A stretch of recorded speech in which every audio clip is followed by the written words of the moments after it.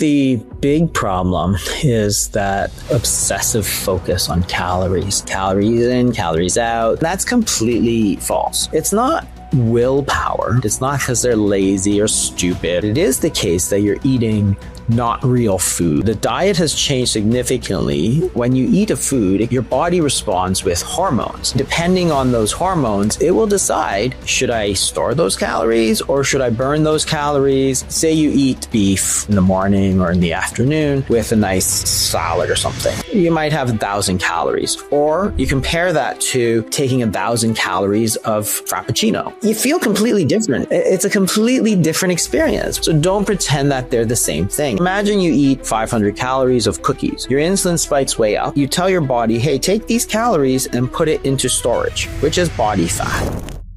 Hi, I'm Julia. I'm lead educator at Ancestral Supplements. And today I'm joined by Dr. Jason Fung. Dr. Fung is a best-selling author of the Obesity Code, the Diabetes Code, the Complete Guide to Fasting, and the New Hunger Code. He's a kidney specialist whose clinical work focuses on insulin resistance and metabolic disease. Today, we're exploring metabolism, why weight loss can feel so difficult for so many people, and what might be missing from the conversation. Dr. Fung, thank you so much for being here. Thanks for having me. Good to be here. So 3/4 of American adults are overweight or obese, and rates of metabolic disease continue to climb. This suggests that we might be missing something fundamental. When people come to see you struggling with their weight or metabolic health, what do you find they most often misunderstand about what is actually driving the problem? I think the big problem is that sort of obsessive focus on calories, as if the number of calories is the only thing that matters to weight loss. And now this is not their fault. This is how most doctors, most dietitians, most professionals are trained, that it's all about calories, calories, calories. You hear this all the time. A calorie in, calories out. A calorie is a calorie. It's all this sort of language that tries to reinforce that the only thing that matters is calories. And that's completely false. So what's really important is not just the number of calories, but what types of calories, right? There's good calories and there's bad calories. And the point is that when you eat a food, it contains a certain amount of energy, which is the calories, but it contains other things. And when you eat those things, your body responds with hormones. And when it responds with hormones, it sets into it sets in motion this whole kind of cascade. How much do you store versus how much do you burn? How hungry you are? How much satiety you have? All kinds of things that happen. So when you eat a food like beef or eggs or fish, it's completely different than eating like brownies and cookies, for example. It just is. So even if they're the same number of calories, the hormone response is what our body actually reacts to. And then depending on those hormones, it will decide, should I store those calories or should I burn those calories? Am I full? Should I eat more? Like all of those things all depend on the hormones and not on just the number of calories. It's ridiculous, really. Like if you think about it, say you eat a, beef, in the morning or in the afternoon with a nice salad or something. You might have 1,000 calories. Or you compare that to, taking 1,000 calories of Frappuccino. You feel completely different. It's a completely different experience. One of them will keep you full. One of them, you'll be hungry right after. Why? Because it's very processed. It's a lot of insulin. It's a lot of sugar, a lot of refined calories. So don't pretend that they're the same thing. And that's the whole point. You got to sort of balance those hormones because that's ultimately what drives your behavior, because hormones run everything. It also drives how much fat we store. Okay. So you've talked a lot about hormones and emphasized the importance of hormones to weight management and regulation over time. I'm assuming one of those is insulin. Can you explain, why insulin plays such a central role in weight gain and metabolic disease, and what what it actually does in the body? Yeah. So insulin is sort of the key hormone in metabolism, and it's the key nutrient sensor. So it's when you eat, it senses, your body has the sense that nutrients are coming in, and insulin is the main hormone. It's not an evil hormone. It's just a normal hormone. But if you have too much or too little of any hormone, you have a disease state. So when you have too much insulin, you also have a problem. So what does insulin do? Well, one of its key roles is a nutrient sensor. So it tells your body, hey, calories are coming in, and it determines how much you should store, right? So if you have a food that stimulates a lot of insulin, then you're getting the signal. You're telling your body, hey, please store all of these calories as fat. So imagine you eat, 500 calories of cookies. Your insulin spikes way up. And what happens is that since it's way up, you tell your body, hey, take these calories and put it into storage, which is body fat, right? So since you don't have any calories sort of floating around for energy, you're going to get hungry very soon after. That's why when you eat, cookies and ice cream, it's not really going to fill you up for very long because all of that's gone into storage. Just like if you have, you have $100, but you put it in the bank. Well, you don't have any money to go buy anything, right? Because you've stored it away. This is the same. If you store those calories away, then you don't have any to use. You're going to go looking for more. You're going to be hungry. You're not going to have satiety, that kind of thing. So that's why insulin is the key hormone in how much weight we store versus how much we burn. And different foods stimulate different amounts of insulin. So all that means is that some foods are more fattening than other foods. So brownies are more fattening than broccoli. It's like, duh, isn't that obvious to anybody with a brain? Why would you even pretend that 500 calories of cookies equals 500 calories of broccoli in terms of fattening? Are they equally fattening? No. Are they the same number of calories? Yes. But they give you completely different hormones. So again, it's the sort of, there's lots of hormones involved, right? There's satiety hormones, there's, sex hormones, there's all kinds of hormones that are involved, but insulin is sort of the key one when you're talking about response to food. Great. And so this idea of insulin sensitivity, a lot of people are talking about that. It's one of those terms that's out there. We want to improve our insulin sensitivity. What does that actually mean? And what are some key sort of tried and true strategies that people could employ to improve their insulin sensitivity? Yeah, so insulin sensitivity is really how much your body responds. So if your body is insulin resistant, that is, then it takes a lot of insulin to get the same effect, and therefore insulin levels can be very high, which is a bad thing because then you're going to try and store more of them away. One of the keys to insulin sensitivity, insulin resistance, those are just sort of flipped terms, right? Mm-hmm. Is really to eat real foods, right? And this is sort of the big push in the last dietary guidelines, is to really go back to real foods. Why? Because the processed foods change change your hormonal response in such drastic ways, right? They take out a lot of the nutrients that are in there. So they're often very nutrient poor, right? You think of white flour, they've basically got all their proteins stripped out, all the fats stripped out, all the nutrients stripped out. Then they have to put it back in. So that's why they call it enriched flour, right? But it's only so poor because they took everything out.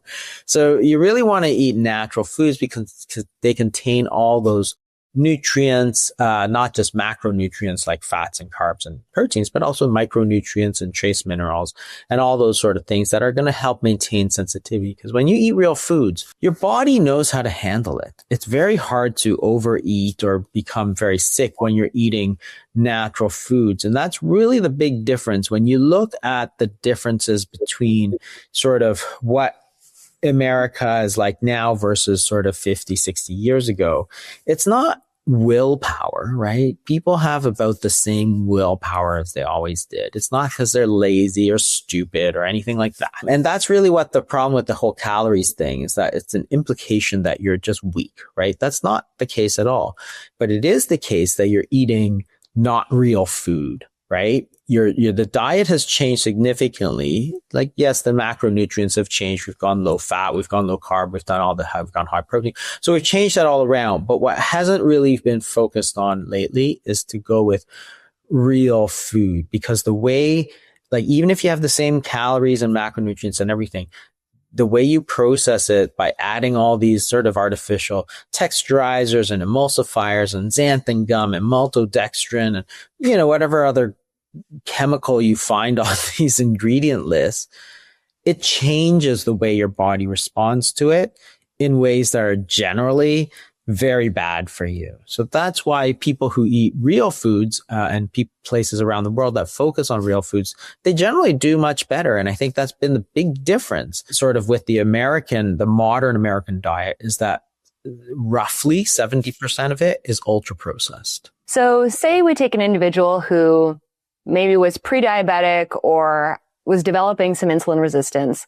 They started adopting a more whole foods approach, like you're suggesting, and potentially have lowered their fasting insulin and improved their blood sugar markers. Maybe they've adopted a low carb approach, yet they still feel really stalled in their weight, like something is still missing. What other factors do you think are overlooked, or what would you be paying attention to next for that individual? Well, you have to look at the nutrients again, because even if you're eating natural foods, you have to understand that the modern factory farmed food is actually not the same as those ancient foods. So if you think about foods in the past, they're grown in soil that was relatively rich. Now what happens is that you have factory farms. So you take, 1 year's crop, and because of the crops, they're nutrient depleted, right?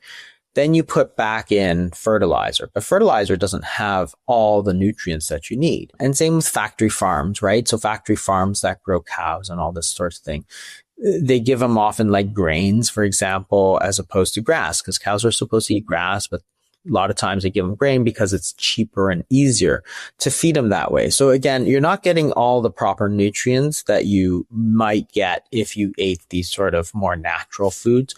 So that's something to think about when you're thinking about supplementing. Make sure you're getting that whole thing. In the past, people ate sort of natural foods, and there's this whole, farm to table. So make sure it's fresh. And there's farm to table. And then there's the nose to tail, which is making sure that you eat all of the foods that, you get from the animal, right? And that's a very good practice, because of course it respects that the animal had sacrificed their life, for us to survive. So you're not just throwing away, half of the animal and taking the best pieces, like you're eating the other pieces. And that's a very traditional practice. You see it a lot in sort of Asian practices where, certain foods are much more incorporated that we wouldn't necessarily consider, eating, things like tripe, for example, and, liver and kidney and heart and so on. It's not necessarily what's in the American diet, but it is in other places where they do eat sort of this nose to tail, and then, try and get it as local as possible. So farm to table. So all of these sort of buzzwords have a reason they're buzzwords. They're actually good practice, and, make sure that you get enough nutrients. And if we zoom out and think evolutionarily, humans developed in environments without ultra processed foods, without year round availability. So they really had to take advantage of all the nutrients they had access to. So what role did organ meats, particularly liver, play in these sort of more traditional diets across cultures? So liver sometimes is called nature's multivitamin because a lot of nutrients get stored there. So a lot of the B vitamin group, for example, vitamin D, although it's relatively low, you mostly get vitamin D from the sun, but of the meats, vitamin D, is highest in the liver. But also things like choline and selenium and stuff. So a lot of these trace minerals do get stored. So in other parts, in other parts of the world, the liver is actually a very, very highly prized sort of, organ because it is so high in that. So you see in traditional, cuisines and stuff like foie gras and chicken liver and beef liver and stuff, liver and onions. A lot of these have been sort of very highly, valued. In modern day society, we like the muscle meat. But remember, that's only one organ. It's a big organ, but muscle is just one organ, and it's going to have the same. So if you're eating the same thing over and over again, you may not get all the nutrients you need. So eating all the organs is actually a good practice to make sure you're getting the sort of full range of nutrition. Now, the other thing, some people think as well, I can just take a multivitamin, and that's possible, but you have to understand that it might be good, it might not be good, right? Because it's not natural. So you don't know what it is. Some chemist figured out how to synthesize the vitamin. It's not a naturally occurring vitamin. And also they basically, try to figure out what the best blend is. So is it a good blend? Is it a bad blend? You don't actually know. So they generally throw everything in there. So there's something called food synergy, which is that maybe the proportions of the nutrients is plays a role. So in that case, then eating a natural food such as liver not only provides you with sort of nature's multivitamin, but in the right proportions. And you also have to look into how bioavailable it is, right? So take iron, for example. So iron is available in two forms. You can get it as inorganic iron, which is basically if you try to take some scrapings off your iron pan, that's inorganic iron. Or you could get heme iron, which is the sort of organic form, which you would find in things like liver, for example. The heme form of iron is a whole molecule with the iron in the middle, and it's easily absorbed. And it doesn't cause a lot of constipation, which the inorganic iron tends to do, because it's in a form that's sort of natural and our body has evolved to deal with, right? We haven't evolved to scrape our iron pan and take some flakes off every day sort of thing, right? So not just the number of nutrients, but the type of nutrients. Even if it is the same nutrient like iron, it can be available in a different form that is much more bioavailable, which means that when you take it in, you get a lot more out of it. Inorganic iron, you often have to take 5 or 10 times a dose. Like, for example, heme iron is available in a dose of 11 milligrams, whereas you need to take 300 milligrams of inorganic iron because there's like 30 times more iron, but most of it just goes straight through you into your stools. So the bioavailability, but also the proportion. So eating these sort of natural foods is, in my opinion, much more preferable to taking some kind of other multivitamin, like a daily vitamin or something like that. Yes, you'll probably do fine. You'll probably do okay. But are you going to do as good as you could with the natural food? My guess is no, just because it's sort of like, to me, it's like the argument between breast milk and formula. You'd probably do fine on formula. Like a whole generation grew up in the 70s with formula. But I think as we went through, people recognized, hey, breast milk is really better because it's natural and it's what we've evolved to have, right? Same thing with these natural foods. This is what we've evolved to eat. So this is just going to be better because that's what's meant for us, right? It's not some chemical concoction of vitamin A and B and C and D and E. Let's just have everything, right? A little bit of inorganic iron and a little bit of inorganic magnesium. So the form of it is important. The proportions are important. So the natural foods is generally going to be better for you. And so for people today who are hearing this and thinking like, I don't have access to organ meat, maybe they don't actually want to eat it. How do you think about potentially addressing these nutrient gaps in a realistic, more food first way? Yeah, and that's where ancestral supplements has really sort of pioneered this approach, which I think is fantastic, right? It's taking sort of real food and making it easily available. So like, for example, the liver, instead of having to eat liver, they basically take it and put it into a capsule. They freeze trap, put it into a capsule. So you don't have to eat the liver. You can take the capsule. But what you're getting is liver. You're not getting a bunch of chemically derived substances that look like liver, right? And, to me, that's, if you don't want to eat liver or you don't like the taste of liver or heart or whatever, then yeah, this is a great alternative. I mean, it's essentially the same thing, but in a more convenient package, but you're still maintaining that sort of whole food approach, that whole avoid ultra processed, and vitamins, multivitamins and stuff, by their very sort of the way they're made, they're ultra processed because they're basically chemically synthesized, right? So it's not like you're taking a bunch of reagents and putting them in a beaker and making vitamin A and then sticking it in a pill, right? You're taking liver, freeze drying it, and that's it, right? So it's a much more natural process. It makes a lot of sense to me that it would be advantageous, because of those things that we talked about. Mm-hmm. So final question For someone struggling with weight or insulin resistance who feels like really discouraged or stuck, what is the most important principle you'd want them to understand about their body? I think that the most important principle really is to understand that what we're trying to do is balance hormones, not calories.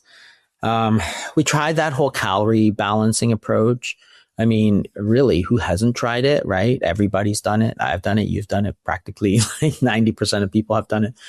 It hasn't worked, right? So rather than taking the approach that, hey, let's look at the chemical structure of this and how many calories are in this, let's take this approach that let's just focus on eating real foods in a real manner, right? So this is the way we used to eat. Let's go back to it because they had food back, 50, 60, 70 years ago, but it was real food and they didn't have these problems. So maybe the problem is not the calories because, of course, real food has calories too.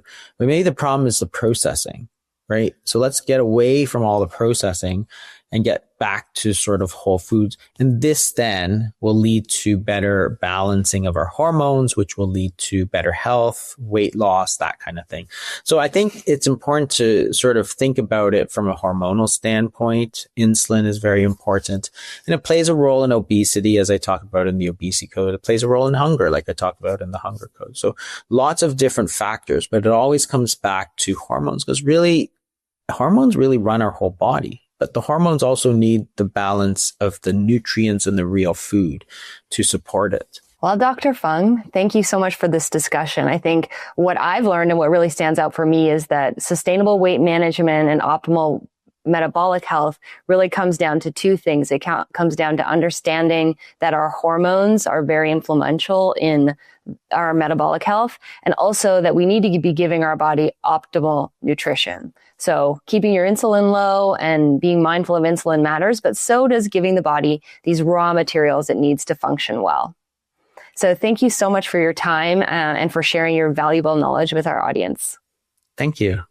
Well, if this conversation changed the way you think about insulin, weight, or metabolism, share it with someone who needs to hear it.